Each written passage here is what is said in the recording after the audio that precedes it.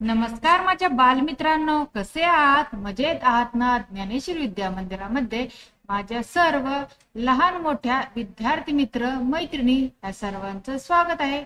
आज मी माझ्या विद्यार्थी मित्रांसाठी एक मराठी निबंध घेऊन आलेली। त्या निबंधाचं नाव आहे माझी उन्हाळ्याची सुट्टी। तर मुलांनो, आता उन्हाळ्याची सुट्टी संपलेली आहे आणि आता आपल्या तुमच्या शाळा भरलेल्या आहेत। तर तुमची उन्हाळ्याची सुट्टी कशी गेली हे तुम्ही मला कमेंट करून नक्की सांगा।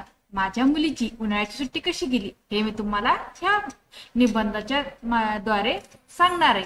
तर हा निबंध लक्षपूर्वक शेवटपर्यंत ऐका आणि निबंध आवडला तर निबंधाला लाईक आणि शेअर करायला विसरू नका। तसेच ज्या मुलांनी आतापर्यंत आपल्या ज्ञानेश्वर विद्या मंदिराला सबस्क्राईब केलं नाही अशांनी लगेच सबस्क्राईब करून घ्या। तर चला पाहूयात माझी उन्हाळ्याची सुट्टी मराठी निबंध। खर तर एप्रिल महिना सुरू होतो तेव्हाच मला उन्हाळ्याच्या सुट्टीचे वेध लागलेले असतात। या वर्षीही असेच घडले।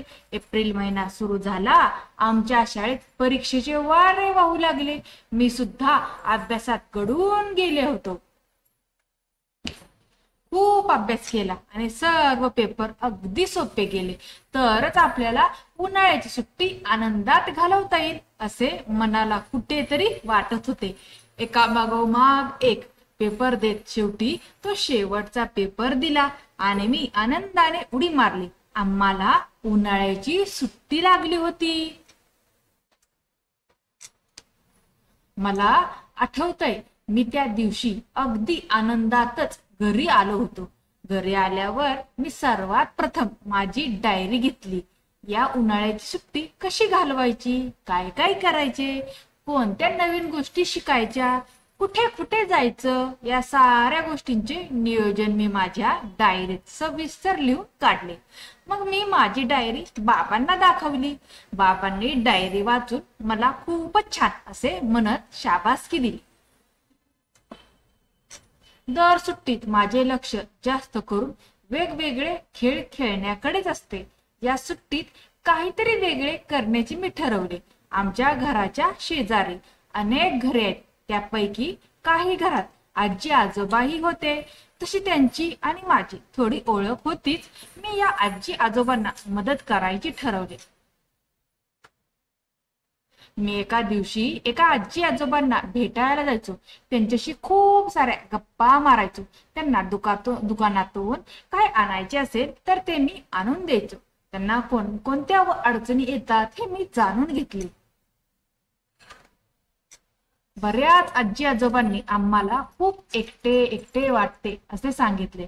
या उन्हाळ्याच्या सुट्टीत मी त्यांची भेट घेतल्याने त्यांना खूप बरे वाटले असे त्यांनी सांगितले। पुन्हा काही मदत लागल्यास मला नक्की सांगा असे सांगून मी त्यांचा निरोप घेत असे।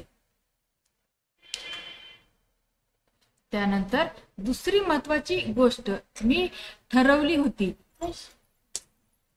ती म्हणजे रोजनिशी लिहायची।